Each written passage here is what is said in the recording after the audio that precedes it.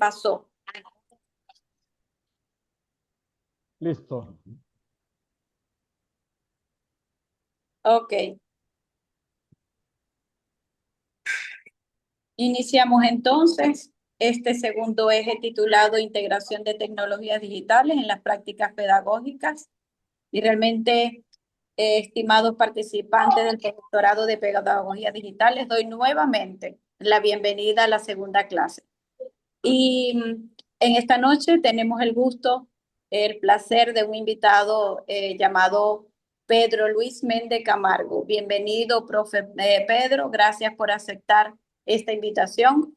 El profe Pedro Luis Méndez es un destacado académico investigador y conferencista venezolano cuya trayectoria refleja un compromiso inquebrantable con la evolución del sistema educativo a través de la tecnología.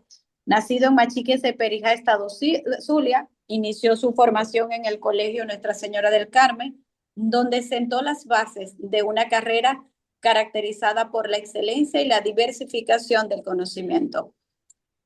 Su camino en la educación superior comenzó en la Universidad del Zulia, donde se tituló como licenciado en Educación, mención Matemática y Física. Su interés por profundizar en el rigor científico lo llevó a obtener el grado de magíster por la misma institución, centrando su investigación en los procesos de demostración dentro de la educación matemáticas. Posteriormente alcanzó el grado de doctor en Ciencias de la Educación por la Universidad Privada Dr. Rafael Belloso Chacín, consolidando una base pedagógica robusta que combina la lógica matemática con estrategias didácticas innovadoras y estilos de aprendizaje. Con una visión orientada al futuro, el doctor Méndez ha dedicado gran parte de su carrera a la educación interactiva y los entornos virtuales. Actualmente se desempeña como coordinador general del Sistema de Educación a Distancia de la Universidad del Zulia y como coordinador de educación a distancia de la Unidad Educativa Santa Ángela.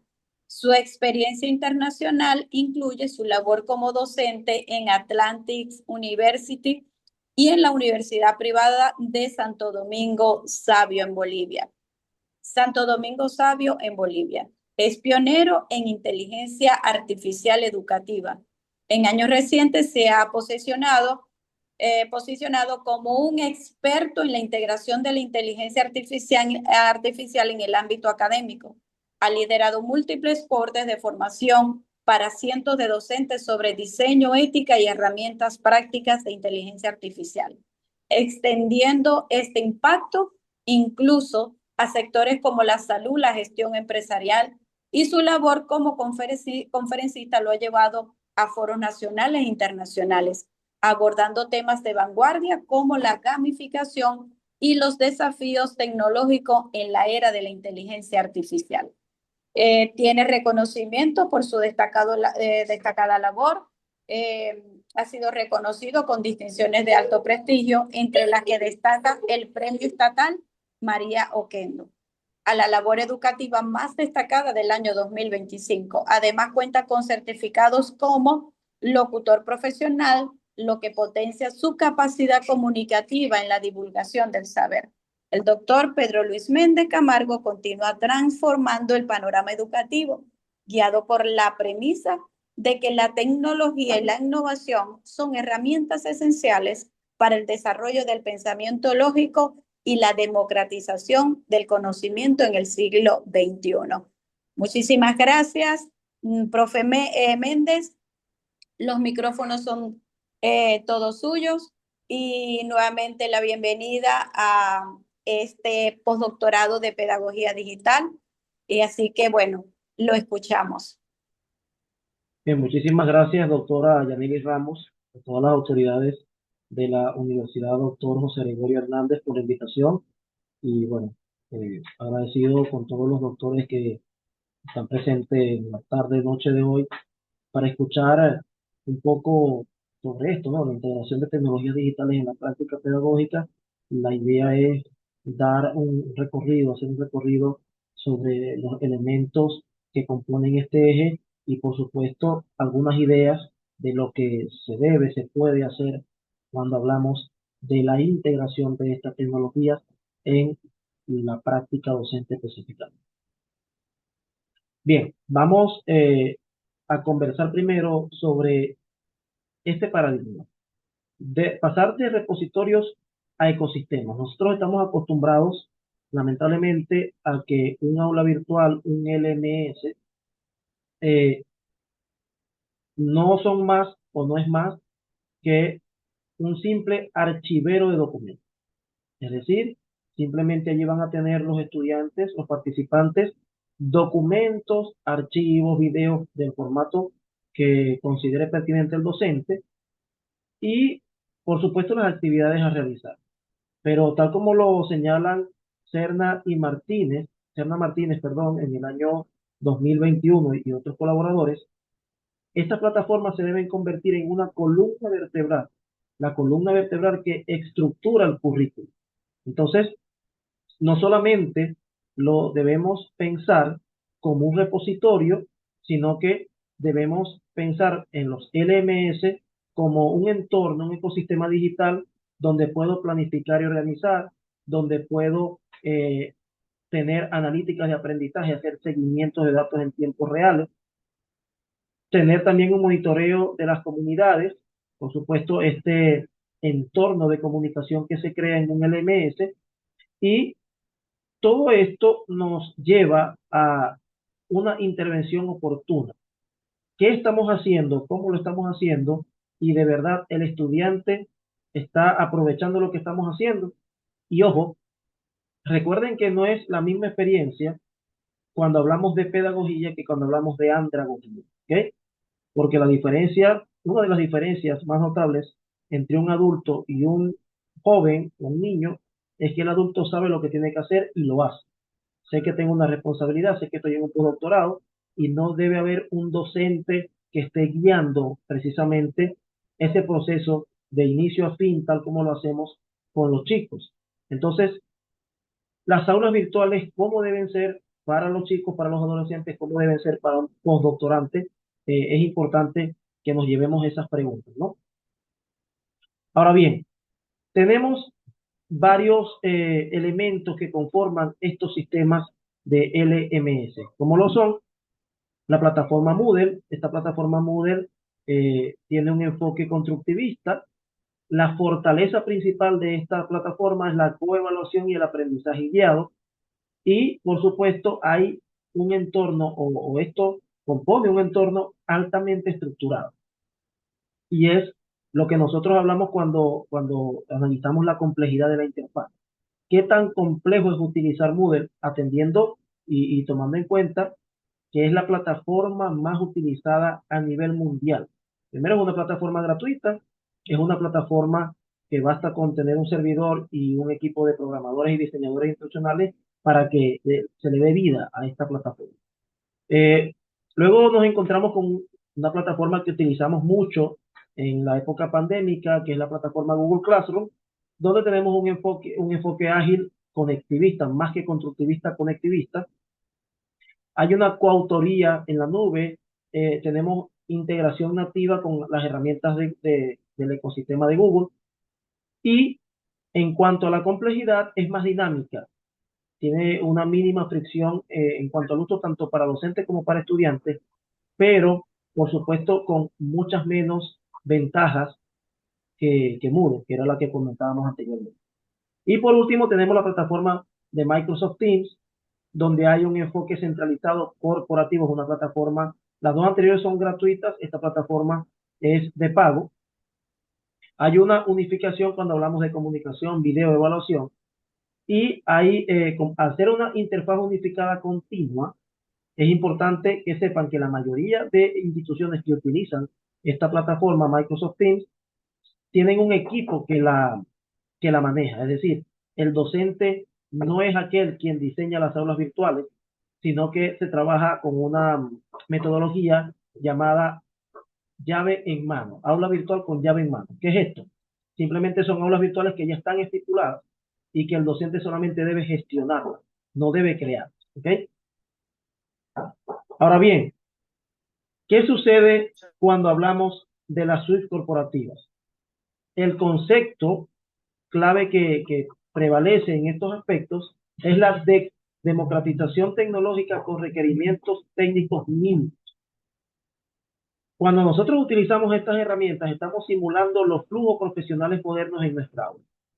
Y es importante que se tengan en cuenta esos tres pilares que se ven allí en la diapositiva, como lo son la negociación asíncrona, el liderazgo distribuido y la resolución de problemas. Son tres pilares fundamentales, repito, cuando hablamos de la inclusión o la integración de estas tecnologías en nuestros procesos de enseñanza-aprendizaje. Ahora, cuando hablamos de el ecosistema de Google, ¿ok? Hablamos de tres herramientas importantísimas que probablemente la mayoría de los que estamos acá conectados han utilizado. Primero, Google Docs, donde hablamos de retroalimentación en tiempo real, de coautoría, ¿ok?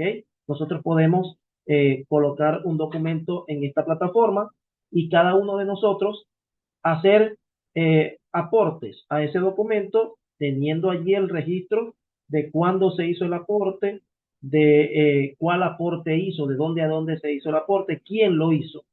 Y por supuesto hablamos de una plataforma colaborativa.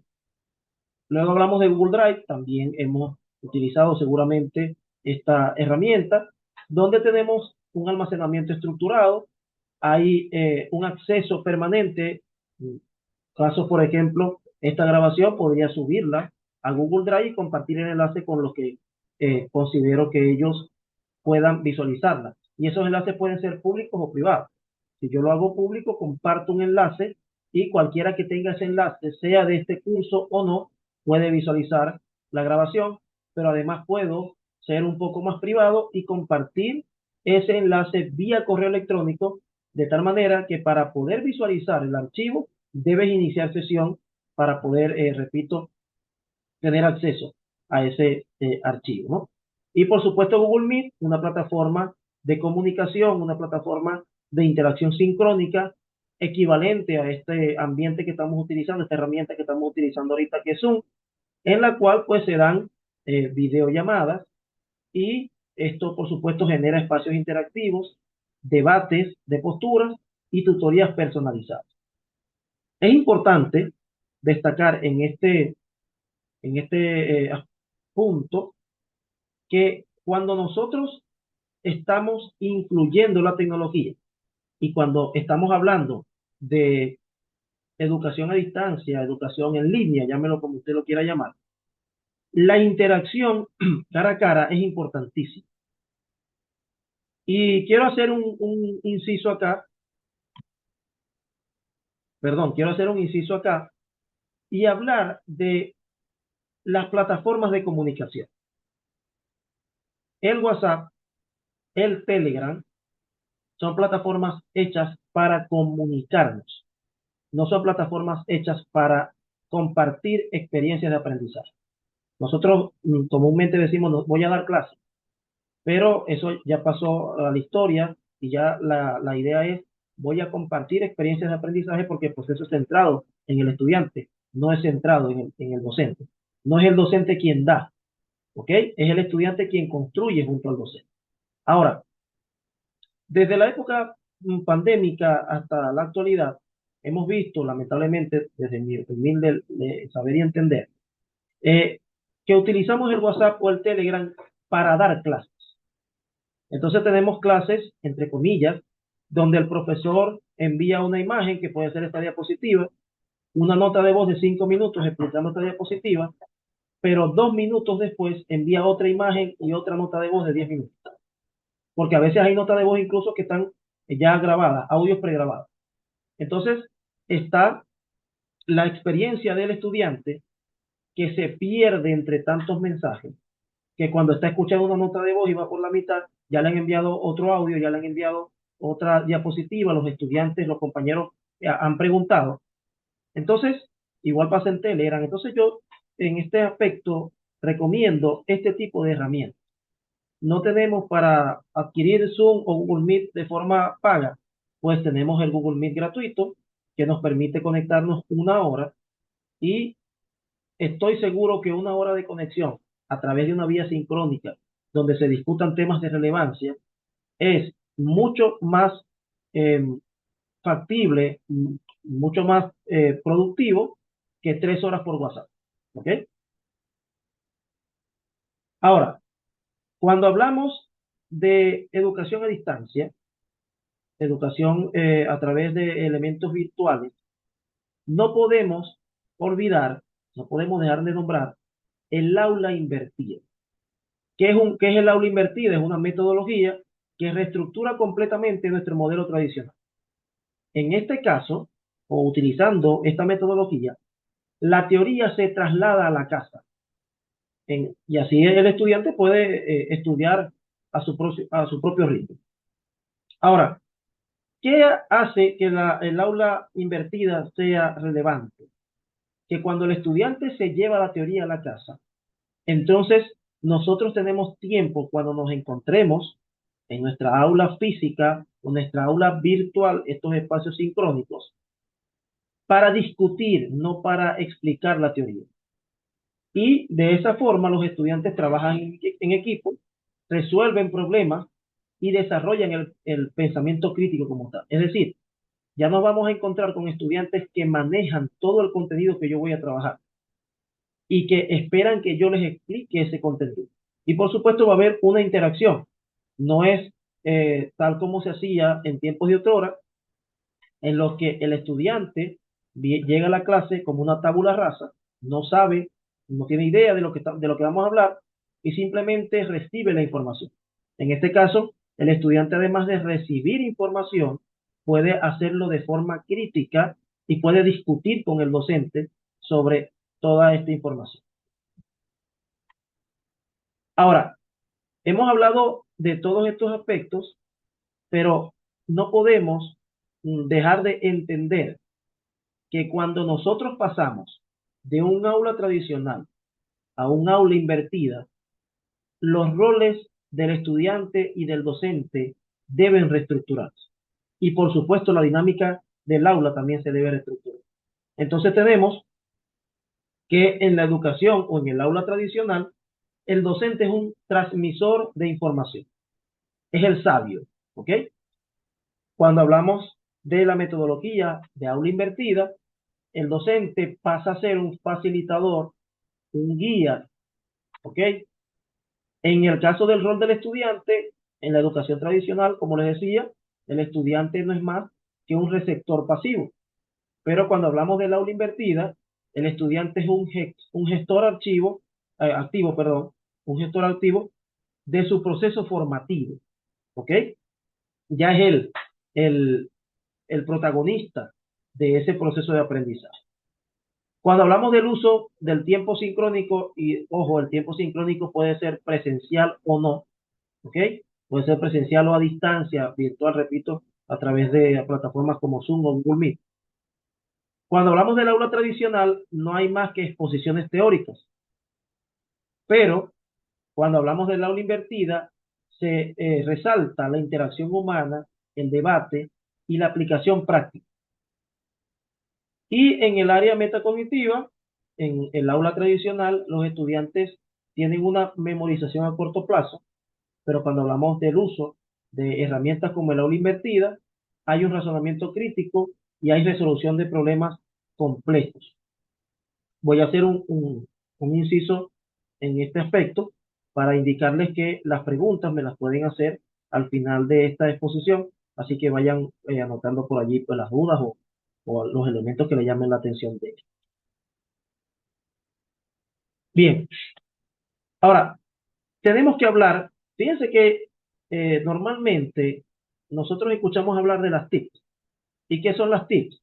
La tecnología de la comunicación y la información. Pero muy pocos hemos escuchado las TAC y las TEP, que es lo que pretendo definir en esta diapositiva. En el primer escalón tenemos las TIC, que les decía son las tecnologías de la comunicación y la información, o de la información y la comunicación. Cuando hablamos de este estadio, hablamos de que el estudiante tiene un rol de consumidor de contenido. Por ejemplo, cuando proyectamos un documental de YouTube, le pedimos a los estudiantes que busquen información básica en Internet. Son ejemplos del uso de las TIC. Ahora, cuando hablamos de las TIC, solamente estamos hablando de democratizar el acceso a la información. Solo eso.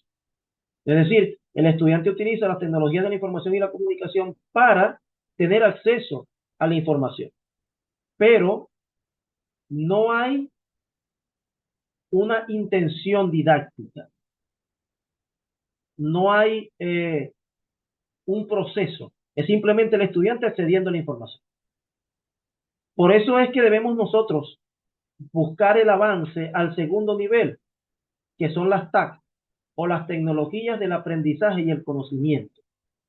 En este caso, es la tecnología aplicada con una finalidad pedagógica explícita.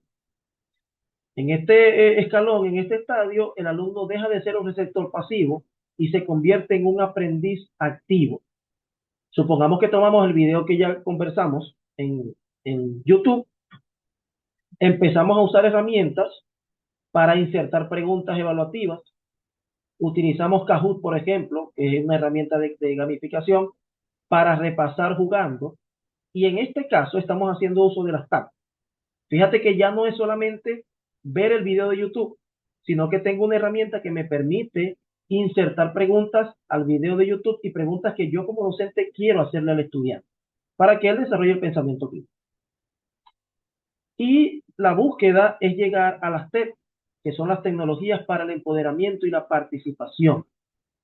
En este caso, el estudiante se convierte en un creador de contenido y en un ciudadano digital activo.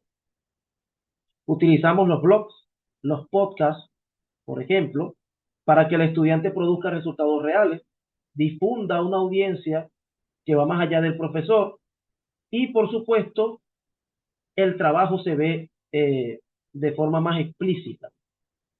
En este caso, el estudiante ya no es, pasamos de un receptor a un creador. Y les confieso por algunas experiencias que he tenido, que cuando nosotros llevamos al estudiante a que cree contenido, podemos quedar atónitos con lo que ellos pueden hacer. Porque hay que entender una cosa. Nosotros, y digo nosotros la mayoría de los que estamos acá, que ya somos doctores, que tenemos, no sé, yo tengo 37, probablemente algunos de ustedes tendrán menos o más años que yo, pero nosotros somos migrantes digitales. Es decir, para nosotros la tecnología es algo que no nació en nuestra época. Y en estos días conversaba con un amigo y él me decía, Pedro, nosotros somos muy autónomos porque hemos pasado por muchas cosas. Hemos tenido que aprender mucho en 40, 50 años. Pasar de un teléfono donde yo tenía que marcar dándole vueltas a, a una circunferencia a tener un teléfono donde yo puedo hacer una videollamada. Pasar de la televisión a blanco y negro probablemente a la televisión a color. Pasar de tener una antena para poder ver un canal de televisión abierta a tener Magic, por ejemplo, a tener Netflix. Todo eso nos ha tocado aprender. Entonces, cuando nosotros hacemos que nuestros estudiantes creen contenido que son nativos digitales, que nacieron con la tecnología. Yo tengo una niña de 4 años que a los 3 años le dio un teléfono y lo usó como si ya supiera todo y no sabe leer. ¿Ok? Estudiantes que utilizan CapCut, por ejemplo, estudiantes que utilizan TikTok, que utilizan cualquier cantidad de redes sociales, y que nosotros le decimos, mira, tienes que hacer un video explicando un contenido y lo hacen mejor que nosotros. Nosotros sufrimos haciéndolo. Y eso hay que tenerlo muy en cuenta cuando nosotros queremos insertar las tecnologías en nuestro proceso de enseñanza-aprendizaje. Entender que nosotros somos migrantes digitales, no nativos digitales. Que estamos frente a nativos digitales. Tener la humildad suficiente para decir, qué bueno que me enseñaste esto. Qué bueno que estoy aprendiendo contigo. Y hacer al estudiante partícipe. ¿Ok? Bien. Cuando hablamos de la adaptación en la primera infancia, y esto es importantísimo, hay por supuesto, digamos, una matriz sobre si la tecnología para los niños está bien o no, si es bueno que la utilicen o no. Y fíjense que lamentablemente, y digo lamentablemente con mucha responsabilidad, vemos que en los colegios la tecnología se está alejando. Vemos como países desarrollados, por supuesto mucho más que Venezuela, están volviendo al libro en físico, al cuaderno, al lápiz, cuando en España, en el año 2011-2012, cuando aquí surge el proyecto Canaima, probablemente algunos de ustedes lo recuerden, ese es un proyecto se copia de los países europeos. Y en España los chicos tenían una laptop en vez de cuadernos. Les estoy hablando del año 2011-2012. Y esos países están volviendo al cuaderno y al lápiz. Bueno, algunos investigadores establecen que la tecnología no está haciendo más mal que bien, podemos llamarlo de esa forma, ¿no? Pero yo me pregunto, ¿cómo es posible que nosotros estemos alejando a nuestros estudiantes de la tecnología cuando ellos en el campo laboral van a utilizar tecnología? Entonces, son elementos que son dicotómicos, ¿no?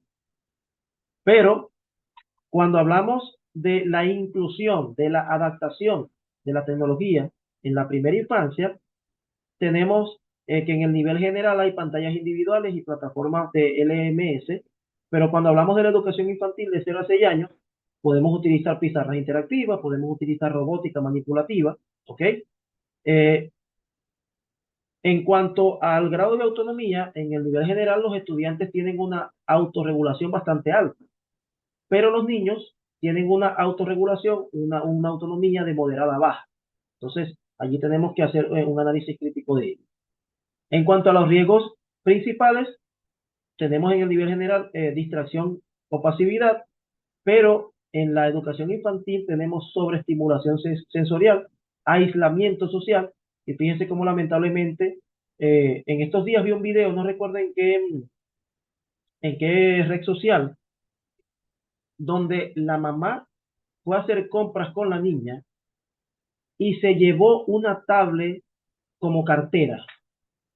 Y la niña iba buscando la tablet mientras que la mamá hacía compras. Es decir, en vez de colocarle una correa, como lamentablemente he visto con niños que le colocan correas, ahora están utilizando tablet para que el niño esté pendiente de la tablet y no se separe de ti. Entonces, en casos como por ejemplo que el niño está llorando y le dan un teléfono para que se calle. Entonces, lamentablemente estamos nosotros como padres utilizando la tecnología de forma inadecuada.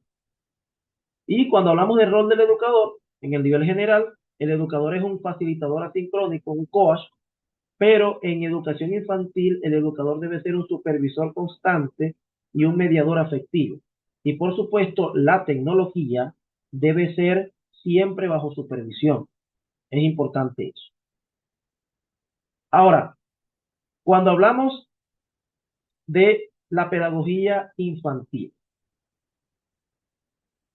la incorporación de herramientas digitales debe obedecer a reglas muy distintas cuando hablamos de educación superior y cuando hablamos de educación inicial.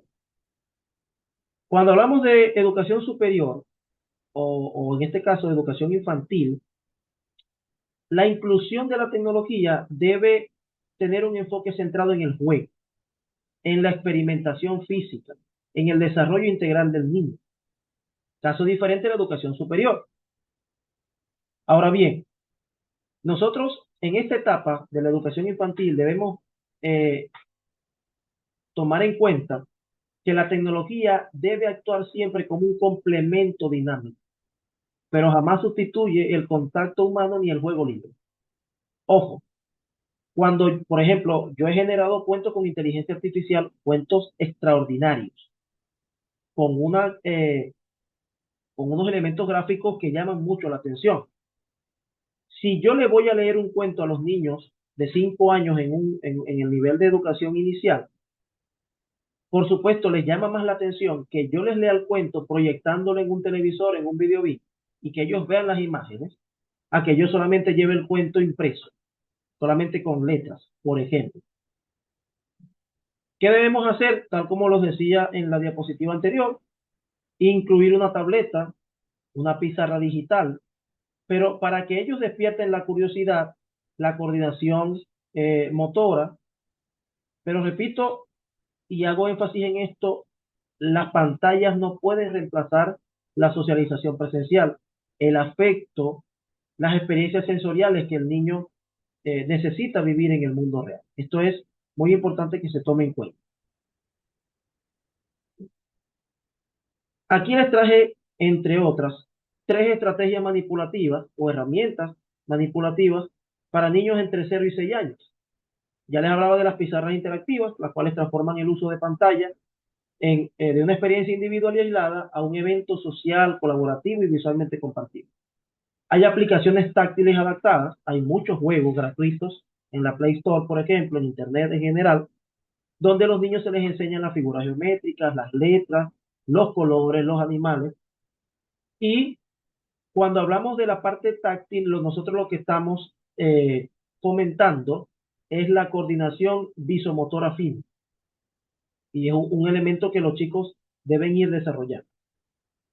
Y también tenemos la robótica básica, donde hay recursos de manipulación física que desarrollan, por supuesto, el pensamiento lógico, la direccionalidad y las nociones espaciales mediante la experimentación táctil. Ahora, al hablar de tecnología, necesariamente tenemos que hablar de el cambio de paradigma educativo. Si nosotros seguimos pensando como hace 60 años, la tecnología no es más que una herramienta. No va a ser un elemento pedagógico, ¿ok? Y en este aspecto, yo los llamo a la reflexión. Pregúntense, ¿cuál es la diferencia entre un retroproyector, que yo no lo viví, pero que sí lo vi, ¿ok? Un retroproyector donde colocábamos el acetato. ¿Cuál es la diferencia entre el uso de un retroproyector, el uso de un videobeam, el uso de un televisor y el uso de una pantalla interactiva, si al final del día estamos pasando una presentación de PowerPoint? La diferencia no es ninguna, no existe diferencia. Bueno, yo pude haber impreso esta diapositiva en un retroproyector, en un acetato y colocarla en un retroproyector y explicar. Puedo tener esta diapositiva en un videobeam, puedo tenerla en un televisor, en una pizarra interactiva, donde usted quiera. Pero si utiliza la misma metodología didáctica, la tecnología lo que ha hecho es avanzar en cuanto a la muestra del recurso, pero no está avanzando en cuanto al uso del recurso. No sé si estoy haciendo que me comprenda. Entonces, ¿qué debemos pasar? Debemos pasar de un enfoque instrumental, donde la tecnología no es más que un soporte o una herramienta de conectividad aislada, donde existe el uso de diapositivas sin un cambio metodológico, donde el resultado que se espera es la reproducción de la enseñanza expositiva tradicional. ¿A qué debemos llegar? ¿Dónde debemos ir? Al enfoque tecnopedagógico, donde utilizamos la tecnología como catalizador del pensamiento crítico y la colaboración, donde hay una integración con intención didáctica, donde buscamos un único resultado y es el fomento del aprendizaje activo y la participación ciudadana. Repito, ¿de dónde estamos? ¿Dónde estuvimos? Para no ser tan extremistas. ¿Dónde estuvimos y a dónde queremos llegar? Y aquí en este aspecto, lo relevante debe ser siempre lo educativo, no lo tecnológico. Nosotros creemos que por tener mejor tecnología en un salón de clase, estamos siendo innovadores. Pero si esa tecnología no se utiliza como debería utilizarse, la educación tradicional sigue siendo exactamente la misma. Y también los llamo a la reflexión en este aspecto. Pregúntense cuánto ha cambiado la educación desde hace 50 años hasta la actualidad. Además de cambiar pizarras de tiza por pizarras acrílicas. Seguimos teniendo las mismas clases magistrales, los mismos tipos de evaluación. El salón, miren, algo tan sencillo como la ubicación del salón. pupitres o mesas distribuidas en filas. Empezando por ahí. Así comenzó la educación formal cuando comenzó. Y seguimos siendo exactamente los mismos. Ahora, en este aspecto, les traigo lo que este autor, Reck, llama la ruta de emancipación digital del estudiante. Fíjate que esta palabra emancipación nos lleva a un elemento histórico, ¿no?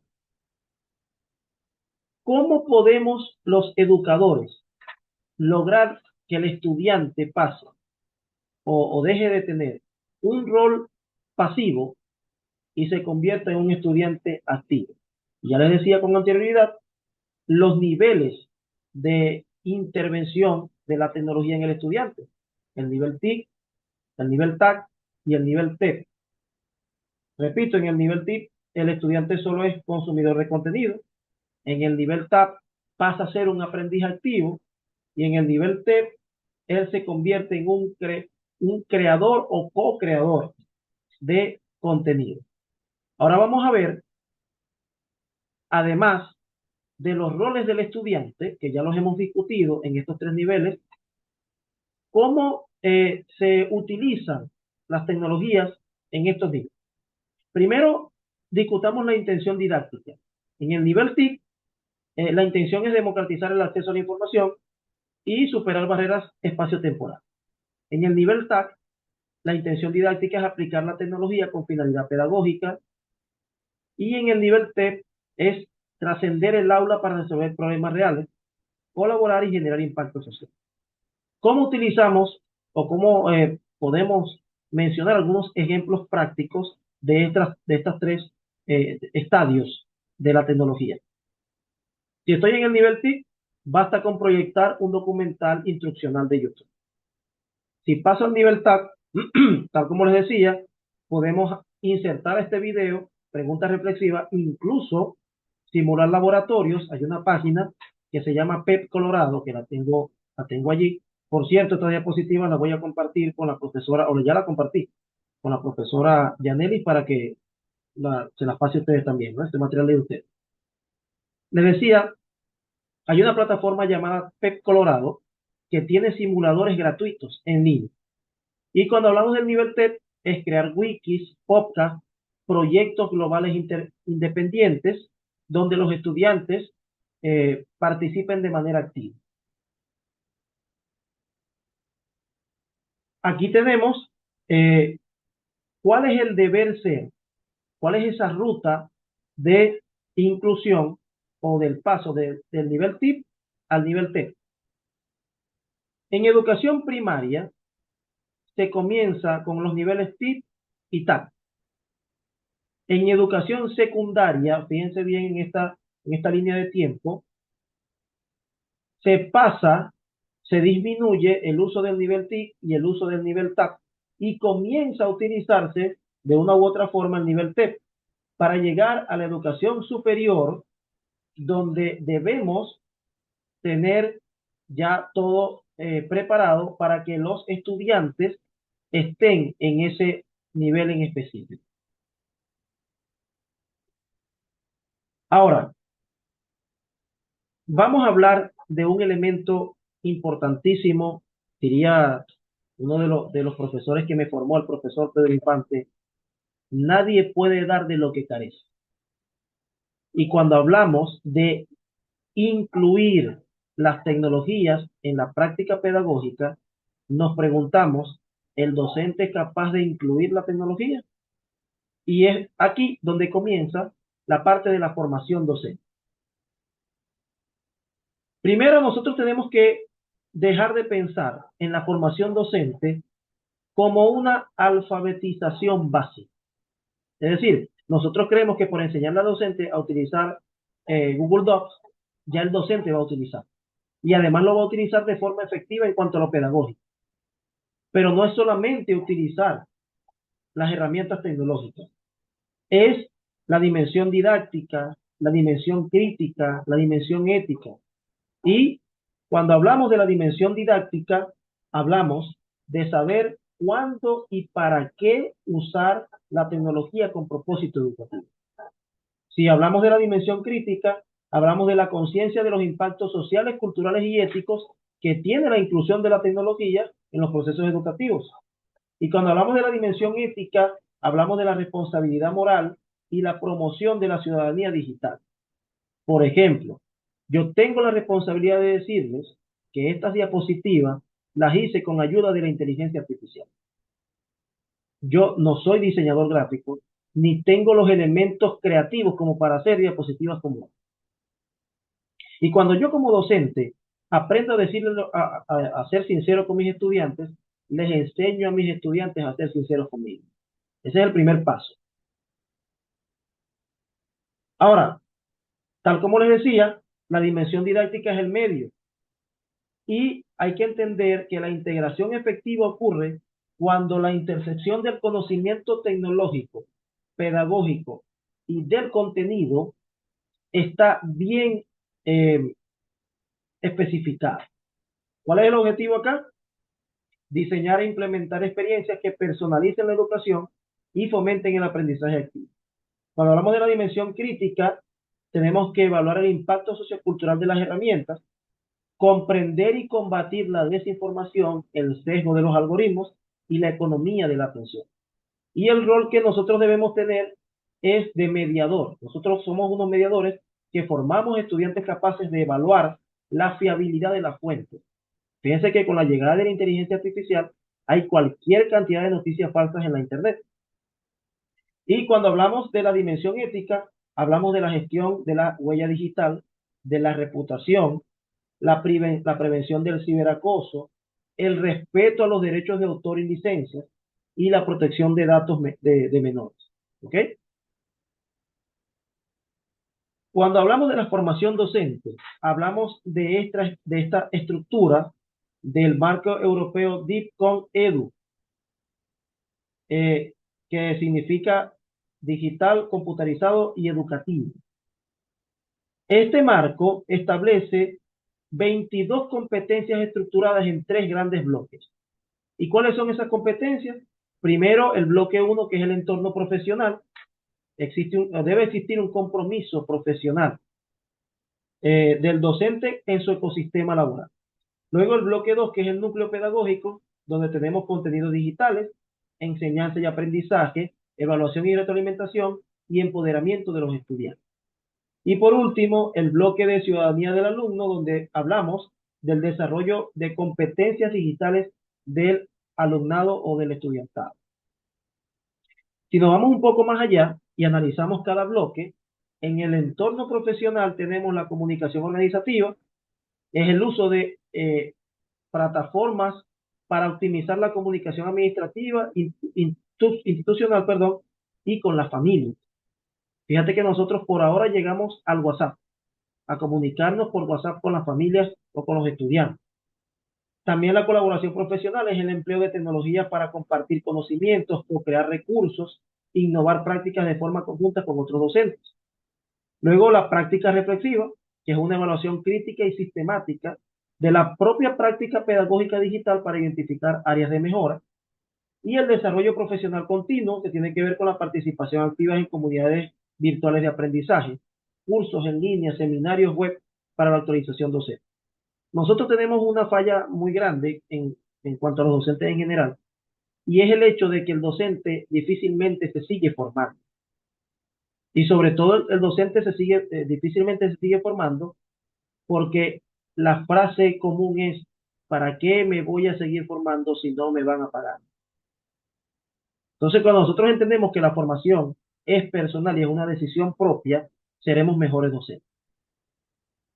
Cuando hablamos del bloque B, que es el núcleo pedagógico, tenemos el área de gestión de contenidos digitales, donde debemos realizar una identificación rigurosa de recursos adaptados a objetivos y audiencia. No es el mismo recurso que yo voy a compartir para niños de primer año que para estudiantes del quinto semestre de una carrera, por ejemplo. Tenemos la adaptación de materiales existentes y diseño de recursos originales, y la gestión segura respetando normativas de privacidad y licencias abiertas. Ahora, Cuando hablamos de la parte o del área 3 que se centra en la enseñanza y aprendizaje, debemos fomentar la interacción mediada por la tecnología y debemos lograr estudiantes que planifican, supervisan y reflexionan sobre su propio progreso digital.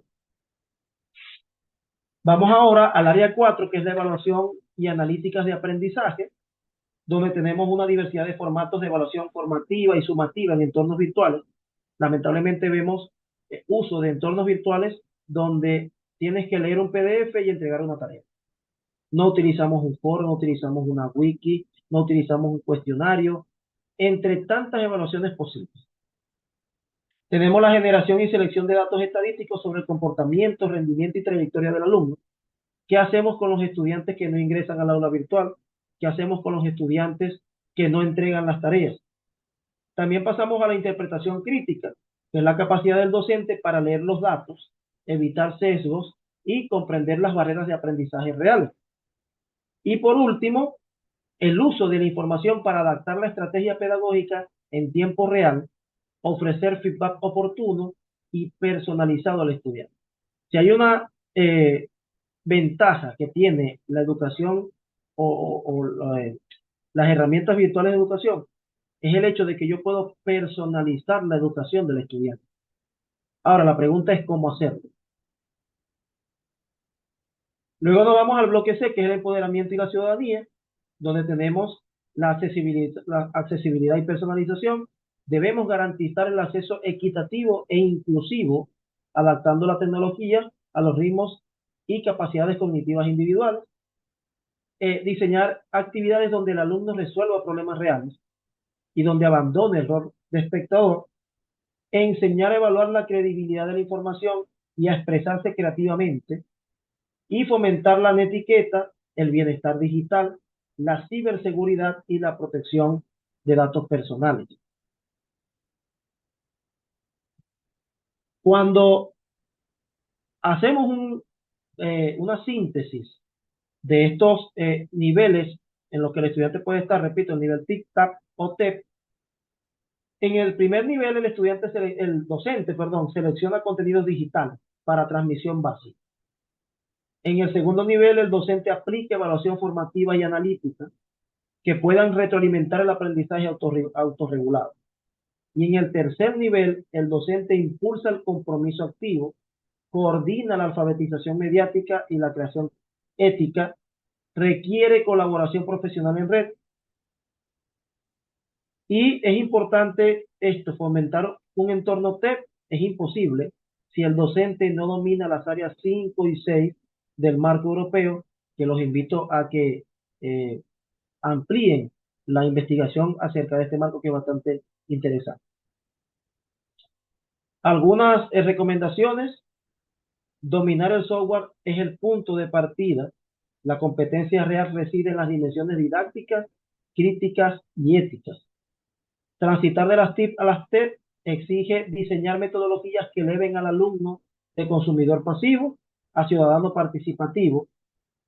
Y al integrar el marco DIC-COM-EDU, el educador del siglo XXI trasciende la operación instrumental para convertirse en un arquitecto de experiencias de aprendizaje, formando ciudadanos digitales íntegros, críticos y responsables. Ahora, está lo que les decía más temprano, ¿no? Nosotros creemos que al usar dispositivos, llámese tablets, televisores, computadoras, y sumarle a eso el Internet, nosotros estamos haciendo una innovación pedagógica. Y no es así. La tecnología no opera como máquina. Sin una transformación metodológica de fondo, las pantallas simplemente perpetúan los modelos de enseñanza expositiva tradicional.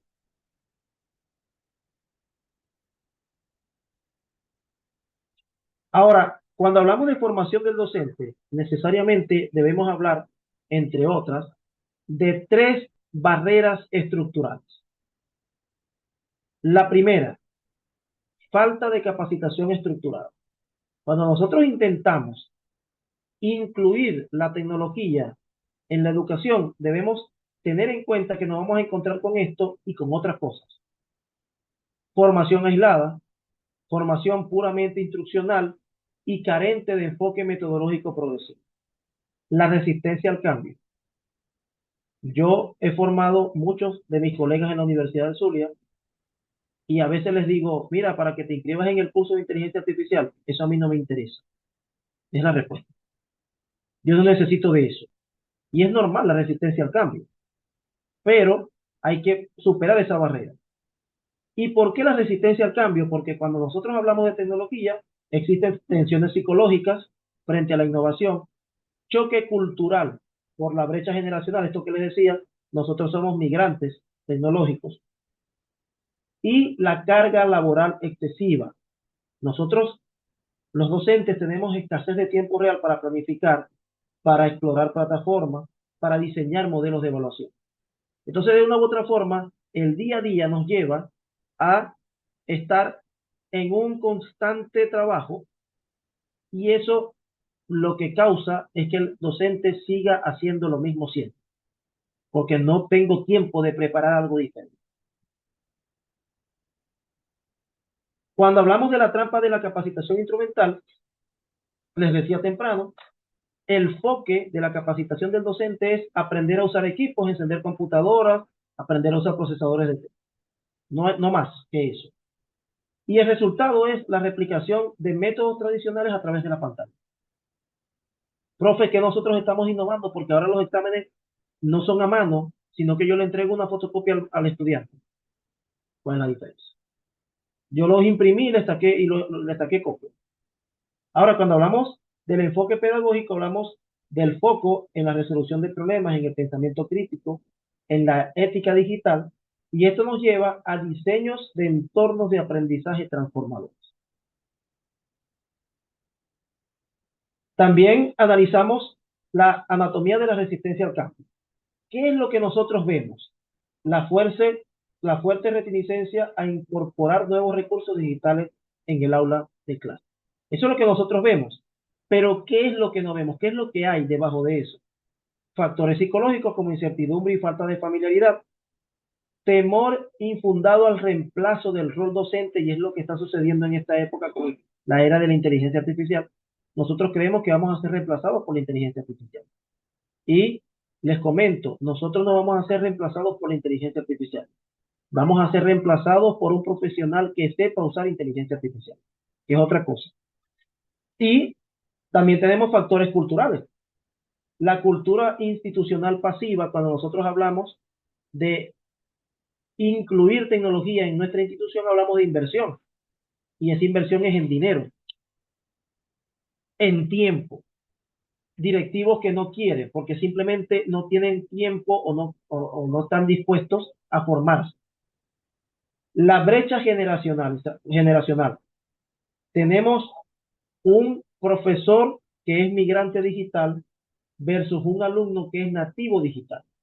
Ya les comentaba también temprano. Y analizamos también el cuello de botella del tiempo del docente. Fíjense ese gráfico bastante explícito, donde vemos que las responsabilidades académicas, que son las clases, y las responsabilidades administrativas que tienen que ver con calificar exámenes, con pasar notas, con preparar clases, con todo eso, ocupa la mayor cantidad de tiempo. Y nos queda muy poquito tiempo para explorar plataformas, para crear materiales, para adaptar la evaluación. Y sin lugar a dudas, sin una reorganización estructural, la transición hacia la pedagogía digital se percibe como un esfuerzo abrumador e insostenible. Así lo vemos nosotros. Cuando me piden que utilice la tecnología, yo digo, pero ¿con qué tiempo la utilizo? Y por supuesto, para superar estas tres barreras estructurales, la evidencia demanda abandonar las acciones fragmentadas. Se requiere una estrategia formativa integral. No hace falta solo un curso de Word, Excel o PowerPoint. ¿Ok? Y que debe estar sostenida en tres ejes fundamentales que garanticen la adquisición y la sostenibilidad de las competencias digitales. ¿Cuáles son esos tres ejes? Primero, las comunidades de aprendizaje entre pares, que no es más que la construcción social del conocimiento mediante el diálogo la cooperación y el intercambio de buenas prácticas. Este primer eje permite la reflexión crítica de la práctica pedagógica y la experimentación segura con metodologías activas. Y además reduce drásticamente la ansiedad, incrementa la motivación profesional y mitiga la resistencia al cambio. Cuando yo no me siento solo en este camino, cuando yo veo que hay otros colegas que pasan lo mismo que yo, pero que también tienen otras soluciones a los problemas que a mí se me presentan, entonces, por supuesto, la ansiedad reduce de forma significativa. Luego el segundo eje, que es la formación continua, escalable y flexible. Y en este elemento, según algunos autores como Ortega y Gómez, establecen que más del 17% logra una mejora empírica en el dominio y aplicabilidad pedagógica de competencias digitales. A través de, repito, de esta formación continua, escalable y flexible. En este aspecto les quiero recomendar, como estudiantes, como críticos de la educación, una plataforma virtual que se llama FATLA, así como se escribe, FATLA, valga la cuña. Es una plataforma a nivel internacional donde me he podido formar en cualquier cantidad de cursos en cuanto a elementos educativos. Yo tengo un curso cuyo título es Experto en Educación Virtual. Hay otro que tiene que ver con periodismo digital. Son, repito, cursos específicos para educadores y tienen que ver con tecnología. Hay cursos de inteligencia artificial. Son cursos muy buenos, son totalmente asincrónicos y no son tan costosos. Es importante que tengan eso en cuenta. Entonces aquí, ¿qué nos recomiendan estos autores? La formación con microcursos. Fíjate que ya hay cursos de LinkedIn Learning que duran 20 minutos. Por supuesto, el certificado dice 20 minutos, pero no es el certificado lo que importa, sino la formación que estoy obteniendo en este aspecto. Y la formación docente tiende a microcursos, no a esos diplomados de 8, 10, 11 meses, sino a cursos de 20 horas, de 10 horas sobre elementos específicos. Pero por supuesto con una intencionalidad a largo plazo. Y por último, el carácter imprescindible del apoyo institucional. Esto va a evitar la parte que veníamos conversando sobre el tiempo del docente. ¿Ok? Necesitamos un liderazgo directivo, políticas sólidas, superando la meta de la buena voluntad. Las condiciones materiales, una reorganización de la carga laboral, provisión de equipos. Preguntémonos cuántos docentes tienen la capacidad ahorita de tener una laptop, por ejemplo, de tener un computador en su casa, de tener conexión a Internet, aunque ya la conexión a Internet se ha vuelto un poco más común porque es parte de la vida. A veces el docente dice, es que no tengo Internet para trabajar, con lo que yo cobro no pago el Internet. Y yo le digo, pero con lo que tú cobras tampoco mantienes el teléfono, la renta del teléfono. Entonces, pagan Internet porque hay una necesidad humana, no una necesidad laboral como tal. Y por último, el acompañamiento que tiene que ver con el soporte técnico pedagógico constante. Es importante que en las instituciones exista esa persona que haga un acompañamiento a los docentes, que les resuelva las dudas, que les dé ideas, que les enseñe de forma constante. Y ya para finalizar, estimados compañeros, estimados doctores, colegas, les dejo estas dos frases. La tecnología por sí sola, no genera el aprendizaje. El factor transformador es el docente equipado con un enfoque pedagógico sólido y formación continua. Las pantallas, las aplicaciones y las plataformas son únicamente los instrumentos. La verdadera magia, la inspiración y la transformación estructural de la educación siempre estarán en manos de los educadores. Muchísimas gracias por su atención. Espero que haya sido de su agrado esta disertación de un tema bastante amplio, de un tema bastante álgido para la discusión. Y repito, como lo dije al principio, la idea siempre fue dar algunas luces de lo que tiene que ver con este importante. Profesora Yanelis, adelante, por favor.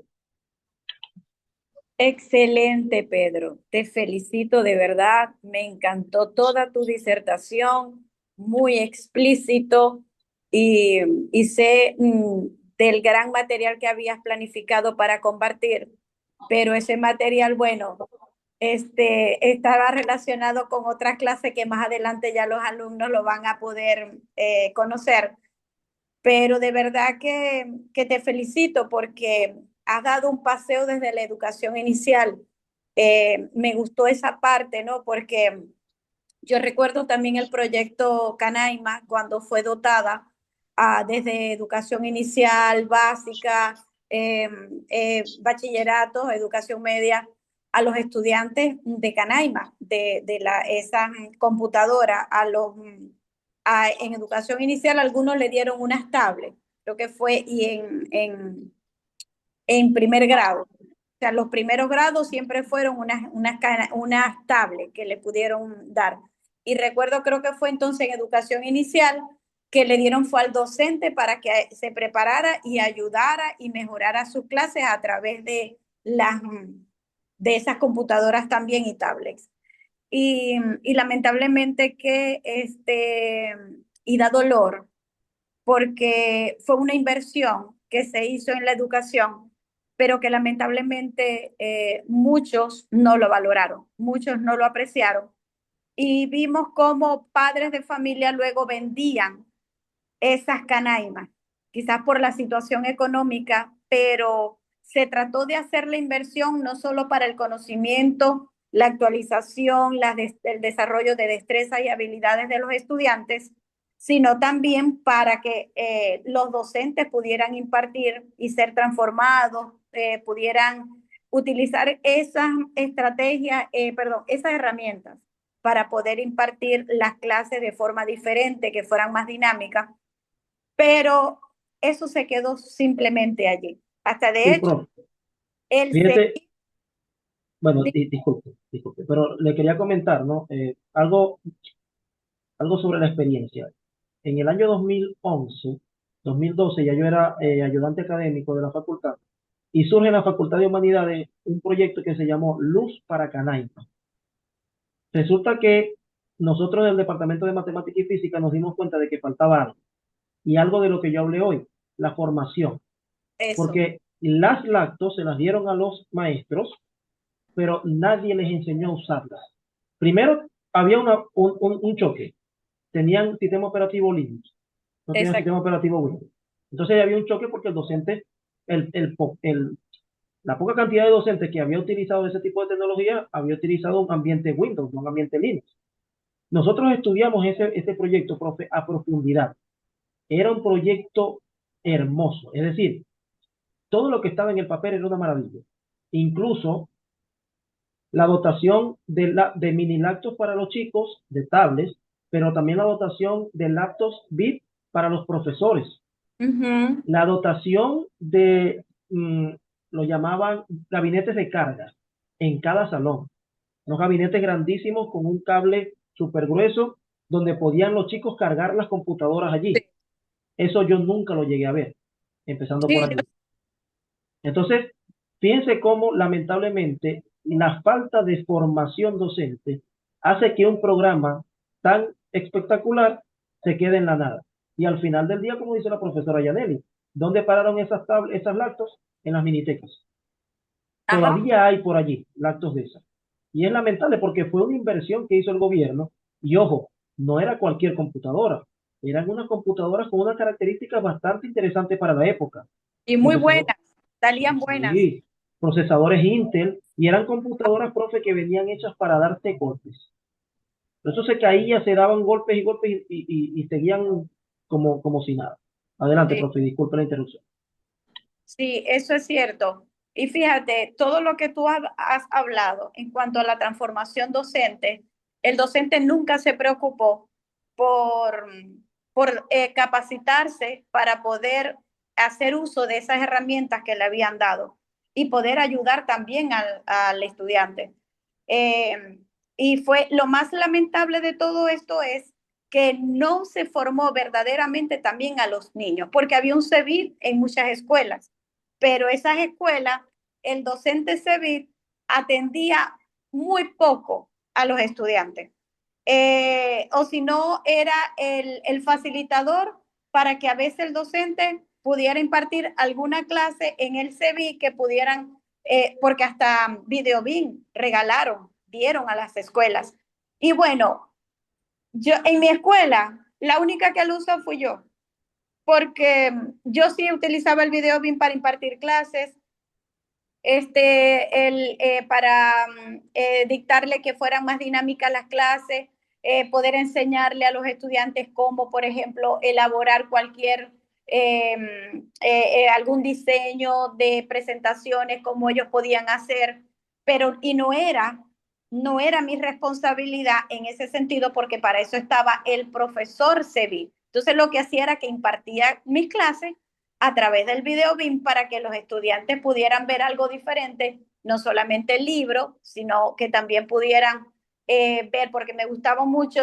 Tengo un problema con eso, porque entonces ya cuando soy profesora universitaria me quedo con las presentaciones de eso de colorcito, de colores fuertes en cuanto a pasteles, para que los estudiantes pudieran ser llamativos a los ojos del estudiante de primaria. Y llego a la universidad muchas veces utilizando esos mismos colores cuando no se debe, otros colores que tengo que utilizar.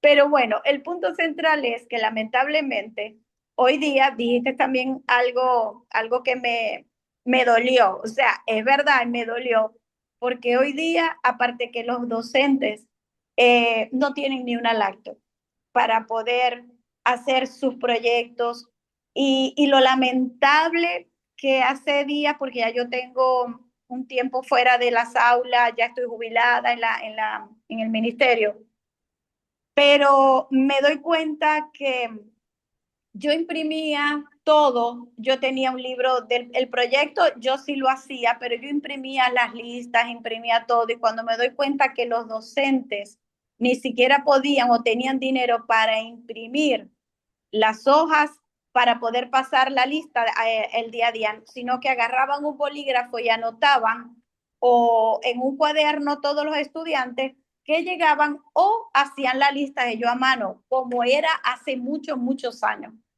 Porque yo recuerdo que cuando yo llego, bueno, ya yo tenía mi computadora, yo empezaba a hacer eso, lo hacía, el formato, yo lo mandaba a imprimir, teníamos el dinero para poder imprimir todas las listas de los años, y poder también de alguna manera tener algún tipo de evaluaciones, planificaciones. Por ejemplo, las hojas de evaluaciones, yo las tenía, hoy día no. Hoy día no. El docente muchas veces me dijo, mi hermana que todavía está en la educación, me dijo: Yaneli, tú estás loca. ¿Cómo? Porque yo le dije: ¿dónde está el cuaderno? Una vez que fui a darle suplencia, ¿dónde está el cuaderno para pasar la lista? El que yo lo anillaba y todo. Entonces dice ella: Yaneli, con lo que nosotros nos pagan, ni siquiera, ¿cómo crees tú que vamos? ¿Dónde se nos va el dinero imprimiendo? Entonces, es lamentable, y la carga también que dijiste, la carga administrativa de los directores muchas veces, y del pedagógico, no los deja de alguna manera también hacer acompañamiento y formaciones. Pero no solamente por eso, sino está la desmotivación. La desmotivación de que con lo que yo gano no me voy a esforzar lo suficiente para yo poder perder mi tiempo formando. Y, y bueno, dijiste muchas grandes verdades, pero realmente que parte de lo que hoy vivimos es que se perdió muchos recursos dentro de la educación. Muchos magíster, muchos doctores se fueron de la educación porque se fueron al extranjero, o se fueron. Unos se jubilaron cuando no se querían jubilar, y se fueron a tiendas a trabajar porque lamentablemente el sueldo no les daba, y tuvieron que meter muchos bachilleres, muchos, hoy muchos bachilleres, que algunos se están preparando, y como tú dijiste que el profesor es migrante de esas nuevas tecnologías digitales, y que ya el estudiante es nativo. Me gustó esa parte, no lo había escuchado nunca, y es verdad. Pero ojalá que estos que se están formando nuevos puedan empezar a ser nativos, porque hay muchos jóvenes que se están Sí, insertando al sistema educativo y que sí, pero fíjese algo, profe. aquí hay una diatriba, porque lo decía temprano. Hay estudiantes que se están graduando de 25, 26, 28 años, que son nativos digitales, ¿ok? Ujú. Pero que llegan a una institución donde la tecnología la están apartando. Entonces, queremos innovar, pero la tecnología la apartamos porque ciertamente hay muchas razones. Por ejemplo, el hecho, el hecho de que los estudiantes estén haciendo cosas indebidas con el TikTok, por decirle un ejemplo, los retos virales, los Dios. videos.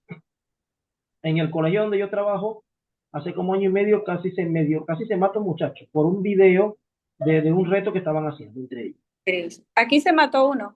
Entonces son cosas que, a ver, la tecnología, y quiero usar una frase que ya se ha hecho común en mis presentaciones, y es el hecho, profe, y todos los que nos acompañan acá, que la tecnología no es buena ni mala, es bueno o malo quien la utiliza. Porque el cuchillo no es bueno ni malo, pero si usted le da un cuchillo a un chef, hace un almuerzo espectacular. Pero si usted le da un cuchillo a un asesino en serie, son muchos muertos. Pero no es culpa del cuchillo. Lo mismo pasaba con la internet cuando surgió. La internet es mala, la internet vas a ver pornografía, vas a ver, sí, claro, sí hay cosas como esas, pero hay muchas cosas buenas. Si no fuese por la internet, tuviésemos nosotros acá, por ejemplo. Profe, me voy a permitir leer unas preguntas que están acá en el chat, con su permiso Ok. para... Sí, pueden participar los demás, pueden hacer Sí, preguntas, abrir el micrófono y empezar a preguntar algunas dudas, participar, tienen algo que agregar. sí, por aquí, antes de darle la palabra a Rainy y a José, que levantaron la mano, voy a leer la pregunta de Juan Guzmán. A la hora de diseñar una práctica pedagógica que integre tecnologías digitales, ¿cómo podemos garantizar la equidad y la inclusión educativa frente a las marcadas brechas digitales que aún existen en nuestras comunidades e instituciones? Una interesante pregunta, Juan. Lo primero que yo te recomiendo que hagas es hacer un censo. Es decir, no, obviamente, no es el mismo escenario el dar una clase en una escuela rural o dar una clase en el Thompson, en el Altamira, en el Mate Salvatorio. Por ejemplo, estoy hablando de colegios que están diametralmente opuestos en cuanto a las condiciones socioeconómicas de sus estudiantes.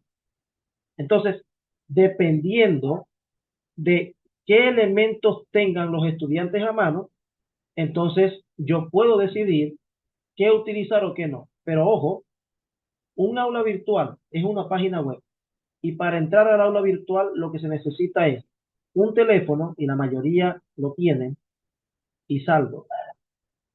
Y si los estudiantes pueden ingresar a Instagram, a Facebook o a TikTok, pueden ingresar a un aula virtual. Eso por darte un caso. Porque ojo, también nuestros estudiantes siempre van a tener una buena excusa. Pero pregúntense ustedes, yo siempre lo hago. No, profe, que no puedo entrar al aula virtual. ¿Y entras a TikTok? Sí. Y si entras a TikTok, ¿cómo es que no puedes entrar al aula virtual? ¿Ok? Eh, Rainy Camacho, adelante, por favor. Buenas noches, doctor. Bueno, le quiero felicitarle por su intervención, que estuvo muy chévere, muy buena. Bueno, yo me especializo en la área de neurociencia y trabajo con, bueno, voy a publicar ahora un libro que se llama Neuropedagogía. Y relacionado a lo que usted está hablando, ¿no? Hay tres cosas importantes que sí me llamaron la atención. Usted habló sobre la pedagogía y la andragogía, como estaba iniciando su ponencia. Hablaba sobre la parte pedagógica según la edad, ¿verdad? Lo que es los niños, las personas que eran nativos y los que en el cambio, en el transcurso del tiempo iban cambiando la parte tecnológica, ¿no? Yo no soy tan niño tampoco, pero, pero sí la adaptación, he hecho la adaptación Ujú. bastante centrada en lo que corresponde. Por supuesto, las características de Venezuela son muy diferentes a las personas que estamos afuera. Y yo realmente tengo trabajo bastante con la tecnología, ¿no? uso televisores táctiles donde puedo seccionar diferentes acciones en el desarrollo de mis clases, ¿no? También usted habló de PET. Yo uso PET.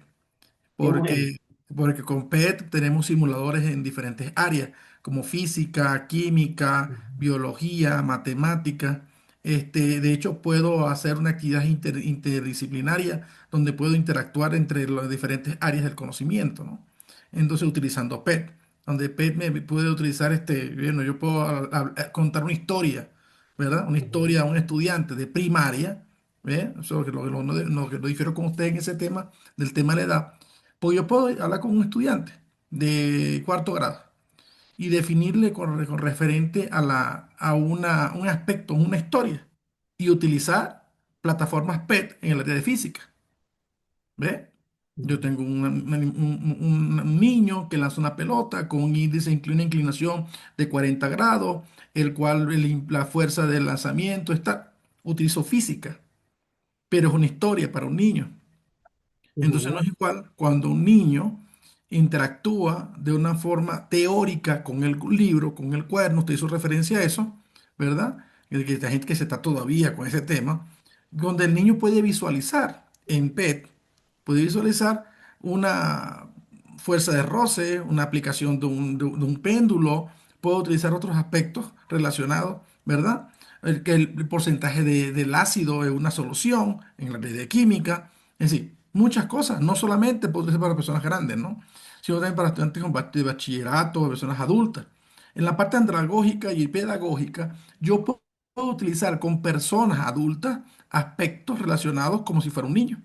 Porque la enseñanza en la neurociencia explica, ¿no? Que cómo funciona el cerebro, cómo funciona la mente, diferente, ¿no? El cerebro tiene un ujú. funcionamiento biológico, pero la mente funciona de una manera diferente para cada persona. Entonces, en eso es lo que yo quería como tocar esa tecla, ¿no? Que es lo que me llama la atención. Habló también de lo que es evaluaciones y herramientas. Normalmente se usa que si Kahoot y esas aplicaciones, que para mí yo pienso que son aplicaciones antiguas, ¿no? Que se están utilizando. De repente yo puedo utilizar un simulador. Yo puedo tener unas gafas de realidad virtual, realidad aumentada. Hay plataformas de realidad virtual y realidad aumentada gratuitas que yo la puedo descargar en mi teléfono. Y hay gafas o lentes de realidad virtual realidad aumentada que las coloco mi teléfono dentro de la gafa y puedo dar una clase tranquilamente. Yo puedo dar mi clase mientras que la persona está observando en la cámara. Entonces, no hace falta una herramienta tecnológica para yo poder evaluar. Yo puedo ir a mi clase y él con mi herramienta tecnológica que yo voy a aplicar, la que sea, hay muchísimas herramientas tecnológicas donde el estudiante, niño o adulto, interactúa de una manera y el aprendizaje es más significativo. Porque es más importante para una persona, niño o adulto, el conocimiento llega más cuando esa persona interactúa con el conocimiento. El conocimiento se centra cuando lo vive la acción del momento, ese recuerdo permanece. No es igual que llevar la pizarra, escriban, no sé qué, toma dos son cuatro, cuatro. No, no. Pero si yo descargo una aplicación matemática donde el estudiante puede interactuar con esa parte visual, obviamente, ¿se acuerdan la clase que les di de las abejitas que se iban entrando dentro de la colmena? Sí, profe, yo me acuerdo. Entonces, esos aspectos tecnológicos también son importantes. Hablo Que de... fíjate, Raimi, disculpa, de lo que tanto hablamos y tanto investigamos y poco hacemos, que es el aprendizaje significativo. Tú ves la mayoría de las tesis y hay aprendizaje significativo y constructivismo. Y yo los invito a ustedes a que analicen si de verdad nosotros utilizamos o aplicamos el aprendizaje significativo y el constructivismo. Era un comentario que quería hacer. Adelante. Muy bien, doctor. El aprendizaje, el constructivismo y el cognitivismo es una base del aprendizaje, ¿no? Que siempre va a estar arraigado a diferentes otras corrientes emergentes que han estado apareciendo, ¿no?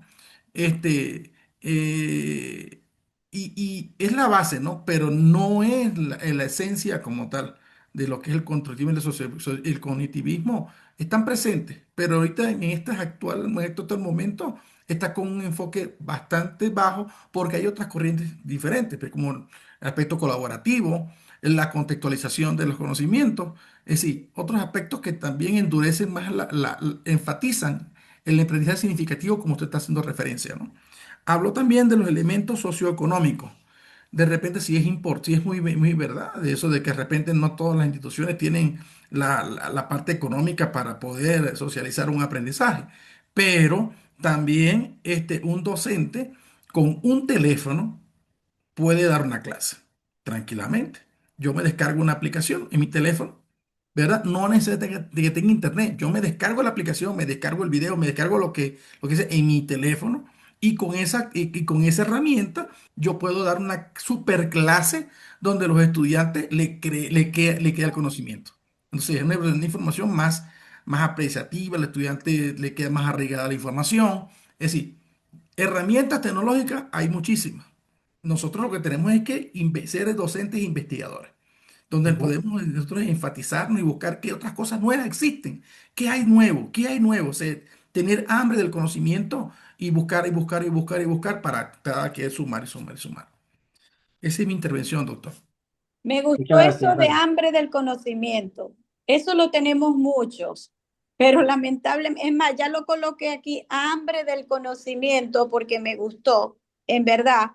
Y eso es el problema. Como hubo algo creo que se desconectó, ya va. El profe, no, aquí está. Yo pensé que se había desconectado el profe Pedro. No, aquí El, estamos, el, profe, aquí estamos. Es que el profe Pedro lo dijo inicialmente y el problema es ese, que no, muchos dicen, ¿para qué me voy a seguir estudiando? ¿Para qué me voy a seguir preparando si eso no me lo van a reconocer, eso no me lo van a pagar a mí? Porque no tienen hambre del conocimiento. Es como que a mí me gusta la filosofía, que el significado de la filosofía, que es amor al conocimiento. Entonces, no tienen ese amor al conocimiento, porque solamente estudiaron. Muchos cuando pagaban bastante, sobre todo en la primaria aquí en Venezuela, hacían una maestría porque era un 25% más del sueldo, Ujú. hacían un doctorado porque era un 35%, bueno, un 10 más, porque no era un 35 más, sino que era un 10 más para llegar a 35. Pero no había y no hay todavía en muchos, no digo que en todos, porque aquí vemos una serie de profesores, una serie de estudiantes que tienen hambre del conocimiento, porque están aquí conectados, porque decidieron seguirse preparando, seguir buscando el conocimiento, porque creen, y comparto lo que dio el profe Pedro, no, porque yo soy de esa, no voy solamente por una remuneración económica, por un dinero, me lo paguen o no, porque yo voy porque quiero aprender, porque yo sé, yo siempre decía esa frase, profe, que usted dijo, yo no puedo dar de lo que no tengo. Así es. Entonces, Yaneli, fíjate en algo. Sí es. Yo apliqué este año apliqué dos proyectos, uno de PET con unos estudiantes de bachillerato, donde ellos iban a las aulas y explicaban la aplicación PET. Decían cómo se utiliza, eran 5 estudiantes, y cada uno explicaba en un área específica. Entonces yo desarrollé, en los estudiantes que explicaban, desarrollé un enfoque investigativo donde ellos experimentaron cómo poder aplicar. Y los estudiantes que recibían la información, el conocimiento era nutritivo, que estudiantes de octavo, de noveno, de séptimo grado, que ellos están empezando la información. Apliqué otro proyecto que era relación a la aplicación de energía fotovoltaica en una instalación educativa, donde ni yo ni ellos sabían electricidad, electrónica, nada de eso sabíamos.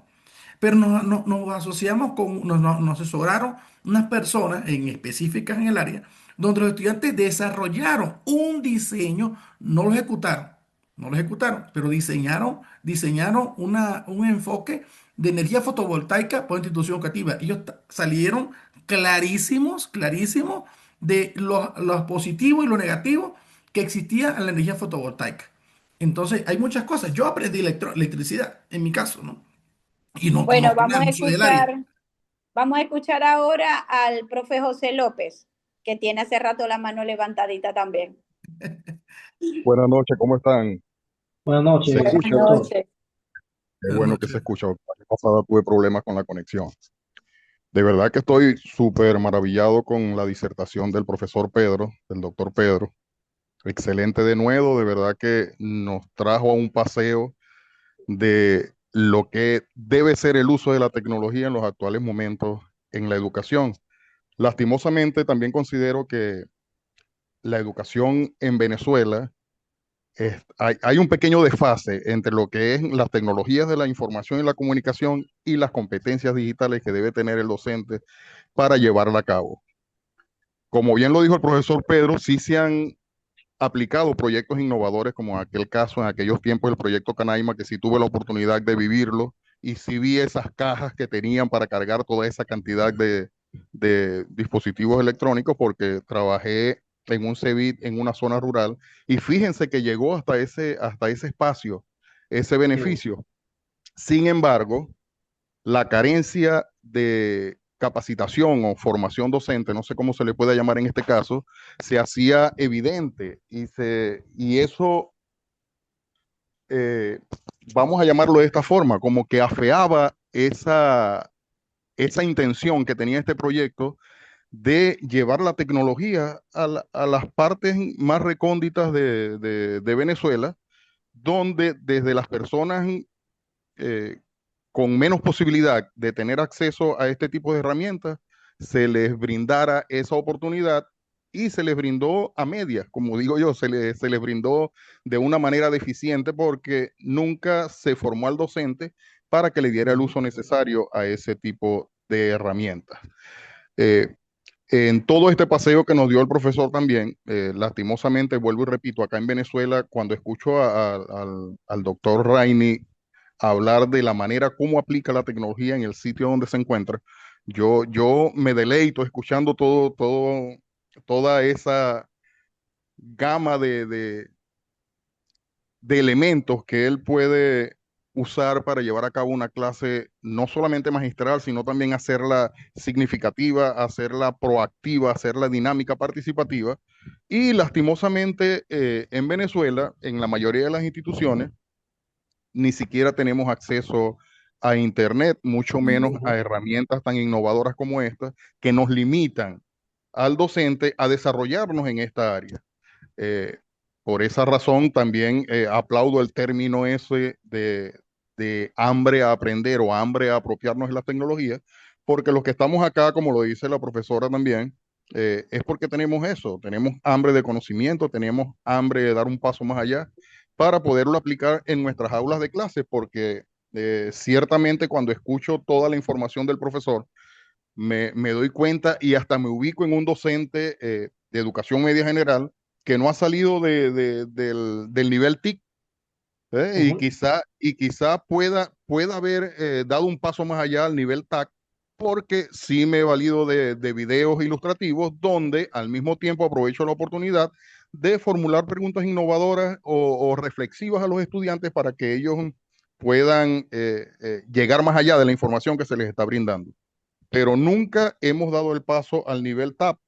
Entonces, es por eso, por la carencia de elementos y por la carencia de situaciones que nos desfavorecen para llevar a cabo una educación con una herramienta tan importante como es la tecnología y que es la que está en los tapetes, en el tapete en los actuales momentos, porque si no usamos la tecnología al momento de llevar a cabo una clase, hermanito, como lo digo aquí mi profesor Pedro, estamos en la era arcaica todavía, sentándonos todavía uno detrás del otro y agarrando la tiza, olvidándonos de todas las cosas para llevar a cabo solamente una clase eh, unidireccional, donde no le permitimos al estudiante la posibilidad de valerse de todas estas herramientas. Entonces quería cerrar con una pregunta, mi querido profesor, tomando en consideración todas estas situaciones que les estoy planteando. eh, ¿Usted cree que en Venezuela estemos preparados para madurar tecnológicamente sin la posibilidad de dominar o tener acceso a todas estas herramientas tan importantes que nos ofrece la tecnología? La respuesta es un sí rotundo, doctor José. primero agradecido por su intervención bastante amplia, pero mira, disculpa que te tutee, pero eh, yo creo que aquí hay cualquier cantidad de personas capacitadas para lograr la inclusión de tecnologías en la educación y cualquier cantidad de personas que quieren hacerlo. No solo que están capacitadas, que quieren hacerlo. Y tal como lo comentaba el doctor Raimi, yo puedo utilizar herramientas gratuitas, pero también puedo utilizar herramientas pagas, siempre y cuando, por supuesto, los sueldos y salarios mejoren y la situación económica del país mejore. Pero ahora bien, yo voy a dejar una pregunta al aire para responder una pregunta que nos hizo por aquí, por el chat, Juan Pablo Vargas. Hay otra de Nosotros, José López, otra pregunta que estaba esperando que terminara para hacer las ok, preguntas. ya vamos a responder. Fíjense esto, ¿no? Una reflexión. Nosotros estamos, todos los que estamos aquí, voy a asumir que estamos dispuestos a innovar. Y les invito a investigar sobre esa palabra. Porque muchos decimos que innovamos, pero ¿qué es innovar? ¿Ok? Y en cuanto a tecnología, insisto, innovar no es colocar un televisor en un salón de clase. Porque si la maestra no usa ese televisor, no estamos haciendo absolutamente nada. ¿Ok? Entonces, todos estamos dispuestos a innovar, pero lamentablemente, como lo decía anteriormente, en este tiempo histórico, a los profesores, en mi colegio sucede, a mí no me permiten sacar el teléfono en la clase. Entonces nos estamos regresando, estamos volviendo a la época de las cavernas. Entonces yo le decía a la directora, que además tengo una cierta amistad con ella, yo le decía, pero vamos a hacer una cosa, vamos a apagar todos los bombillos, vamos a apagar todos los aires acondicionados y colocamos velas, porque estamos retrocediendo. Entonces, ¿cómo es posible que un estudiante tenga el teléfono a la mano todo el día, pero un profesor no puede usar el teléfono para dar una clase? Entonces, son cosas que son absurdas, ¿no? Allí les dejo esa pregunta al aire. Por acá, profesora Yaneli Juan Vargas nos pregunta, ¿cómo lograr que la integración digital sea una política de toda la universidad y no solo el esfuerzo aislado de unos pocos profesores motivados? Mira, Juan, lo primero que tenemos que comenzar es con las autoridades. Toda política institucional surge de las autoridades universitarias, del colegio, las autoridades nacionales incluso.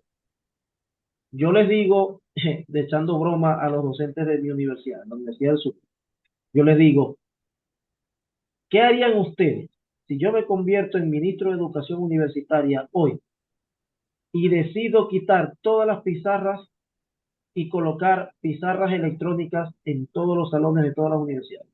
¡Wow! Profe, wow, pero la mayoría van a renunciar. La mayoría van a renunciar, profe, porque los estoy sacando de su zona de De confort. su zona de confort. Me vas a quitar la pizarra, vos estáis loco, y disculpe la maracucha. ¿Cómo vas a hacer vos eso, chicos? ¿Me entienden? Entonces, nosotros hablamos de innovación, pero cuando alguien llega a innovar, le llamamos loco. ¿Y cuántos inventores han estado locos, entre comillas? ¿Y cuántos inventores han muerto y luego de su muerte que se han dado cuenta de que sí, tenía razón y que eso era importante? Entonces, mientras nosotros como autoridad no tengamos esa visión de futuro, no va a avanzar la educación. Que sea fácil, no es fácil, porque los primeros que están en contra, y me disculpan lo duro que voy a hacer, pero los primeros que estamos en contra de la innovación somos nosotros los docentes. Porque cuando me sacan de mi zona de confort, me molesto. Me quitaste el marcador y la pizarra y ahora cómo doy clase, vos sois loco, entonces, pero mira, yo te voy a enseñar, no quiero aprender. No me interesa aprender, déjame tranquilo como yo estoy. ¿Y qué es la educación? La transmisión del conocimiento a través de la generación. ¿Y cómo educamos? Como yo aprendí. Porque cuando nosotros nos formamos como educadores, la mayoría de nosotros queremos ser como el que me da clase. Y si yo tengo un profesor como Raimi, yo quiero usar la tecnología en mi clase. Pero si yo tengo un profesor como Pedro que no suelta el marcador, yo quiero ser como Pedro. Y si yo aprendí cálculo con Pedro, yo voy a suponer que mis estudiantes van a aprender cálculo como yo aprendí cálculo, con un pizarrón, con un marcador. A mí me han preguntado, Pedro, ¿dar cálculo a distancia? Sí se puede. Mi alma, pero ¿cómo? ¿Cómo vas a dar clases? Claro que se puede. Ahora, la pregunta es cómo. Y ojo, esa respuesta no la tengo yo. Esa respuesta la tiene cada uno de los especialistas siendo crítico, investigando, yendo más allá y preguntándome, ¿cómo puedo dar caída libre sin un pizarrón, sin un cuaderno y sin lanzar una pelotita en un laboratorio? Cuando nosotros nos empecemos a hacer esas preguntas, creo que ese es el inicio, ese es el in de la palabra innovación. Me permito leer unos comentarios. De Juan Guzmán, excelente la disertación. Felicidades, doctor Pedro. José López dice, muy oportuna la información. Un paseo magistral que nos ubicó en el nivel tecnológico que usamos y también cómo podemos avanzar y transformar nuestras prácticas docentes. Jenny Besala, felicidades, doctor Pedro. Excelente presentación. Gracias por la clase de hoy. Fue estupenda, muy bien explicada. Buenas noches. Juan Guzmán, a la hora de diseñar una práctica pedagógica que integre tecnologías digitales. Ya respondiste a esta pregunta. Sí, es así. Juan Pablo Vargas Aponte, excelente presentación. Doctor Pedro, definitivamente el reto no es solo comprar computadoras o abrir plataformas, sino lograr que el docente cambie su chip y pierda el miedo a innovar en el aula. La tecnología ayuda, pero la magia la sigue haciendo el educador, como usted también habló muy bonito acerca de eso. Y bueno, ya esta pregunta que José López habló algo acerca de eso, que dice, ¿cree usted que la apropiación digital se está implementando de forma errada? Es decir, solo hacemos uso de las TIC, dejando a un lado las TAC y las TEC. Totalmente, totalmente. Y miren, yo conocí estos términos hace un año, profe. Antes solamente en mi cabeza estaban las TIC, las TAP y las TEP, no. Entonces, fíjate cómo nosotros en la investigación nos damos cuenta de que existen otros escenarios y por supuesto, si un docente no conoce sobre estas teorías del aprendizaje, de la inclusión de las tecnologías, difícilmente las va a poder aplicar. Claro. Y nosotros nos hemos quedado con las TIC. Y creemos que al hacer uso de la tecnología como lo estamos haciendo, nos las estamos comiendo. Y si no llega alguien a darte dos cachetadas y a decirte, epa, hay otra cosa más allá, entonces nosotros no seguimos caminando, no dejamos de estar estancados. Jenny B. Salas, es importante la educación continua, es fundamental para el educador, ya que permite actualizar sus conocimientos y habilidades para garantizar una enseñanza de calidad y adaptarse a las nuevas metodologías y tecnologías educativas. Ya esta pregunta creo que también la contestó de Juan Pablo. Bueno, Juan Guzmán, gracias, doctor Pedro. El doctor Arocha, bueno, ya aquí lo demás sería excelente esa implementación de las pizarras electrónicas. Profe, si yo llego a ser Juan Pablo. ministro, si yo llego a ser ministro, lo voy a hacer. Yo sé que me van a votar el otro día, pero espero al menos hacerlo y que me voten después. Excelente, me encanta esa idea. Juan Guzmán, al respecto del planteamiento del doctor Pedro, el docente es el pilar verdadero, artífice de la educación. Lo digo porque en la institución donde trabajo tenemos en todos los ambientes paneles interactivos electrónicos y número de docente y un número de docentes lo usa como pizarra, es decir, no trascienden a la mediación, creación y construcción de situaciones y experiencia de aprendizajes. La tecnología, también dice Juan Pablo, la tecnología por sí sola no hace milagros. El impacto real en el aula siempre va a depender de la estrategia, la preparación y la humanidad del docente. Si no hay un enfoque pedagógico claro, la plataforma se queda en un simple adorno. Aquí, aula punto fijo, ¿quién es? David. Creo que sí es David. ¿Qué espectáculo pedagógico? Alta competencia que inspira la tecnología digital como principal reto para transformar, se me rodó, para transformar, ya va. E innovar. Transformar e innovar. Gracias por esta clase, doctor Pedro. Saludos y bendiciones. Bueno, Rainy, la interacción tecnológica digital fortalece las prácticas pedagógicas mediante metodologías innovadoras, aprendizaje interactivo y el desarrollo de competencias para la educación del siglo XXI. Bueno, aula punto fijo, Cristian, saludos Cristian Chirino, es el que dice aula punto fijo. Bueno, ya alguien más, nos quedan 5 minutos.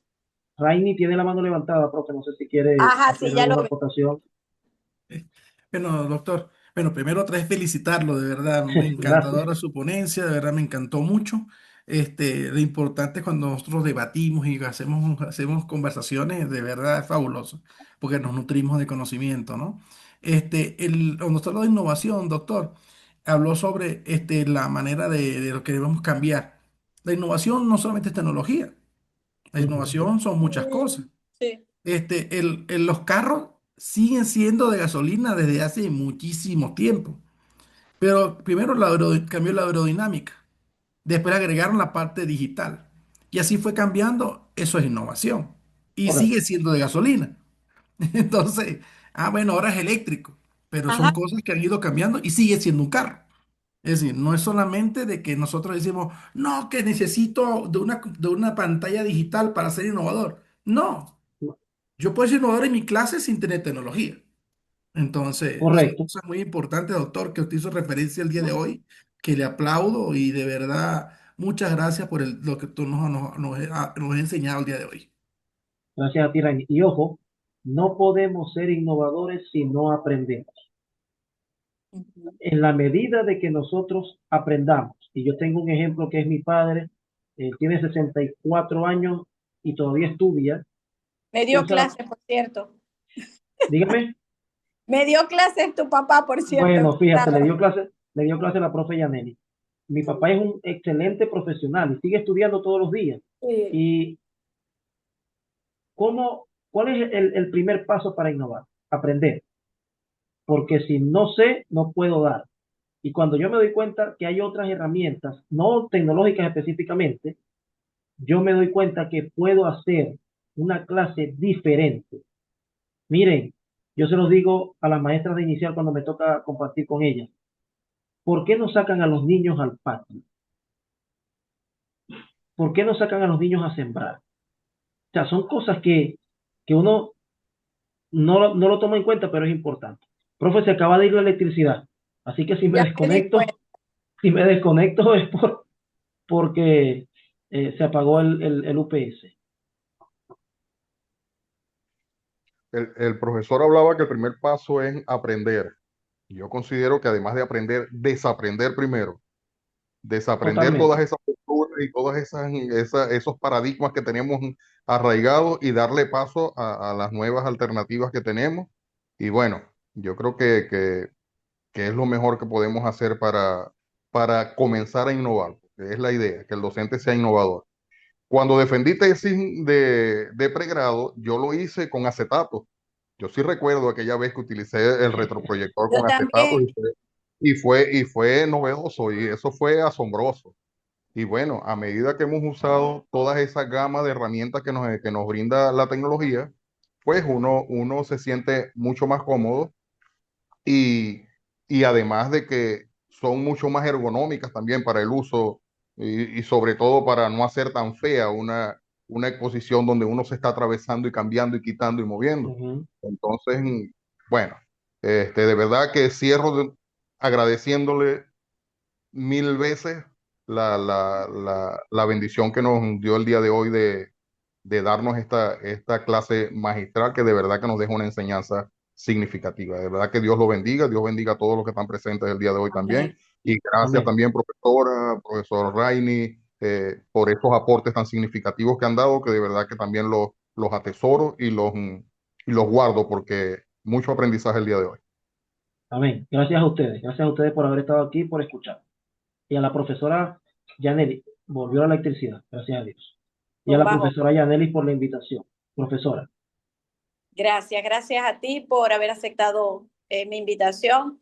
Y bueno, ya finalizamos con este eje, esperando que ya sé, no es que esperando, sé que ha sido del agrado de todos y que podamos no solamente quedar en el aprendizaje, sino que lo podamos poner en práctica. Es lo que, porque para eso estamos aquí, formándonos, para que cada uno de nosotros pueda aportar algo a la educación. Y estos conocimientos yo sé que no se van a quedar aquí. Estos conocimientos se deben poner en práctica, deben ser extendidos hacia nuestros colegas también, que mucha falta les hace. Y bueno, nuevamente, Pedro, gracias. Y ya entonces será para otra oportunidad. No sé si algún compañero ya para finalizar quiera decir algo, pero bueno, por mi parte nos despedimos, me despido de todos, deseándoles buenas noches y muchas bendiciones a todos. Y Gracias, gracias por profe, por la invitación. conectarse. Gracias por la invitación. Y ojo, estamos llamados y más que llamados, obligados a ser agentes de cambio. Si Así, nosotros no propiciamos el cambio, el país no va a avanzar. Feliz amén. noche. Así, Dios los bendiga. Cuídense mucho. feliz noche, bendiciones. Un placer. Igualmente. Buenas noches.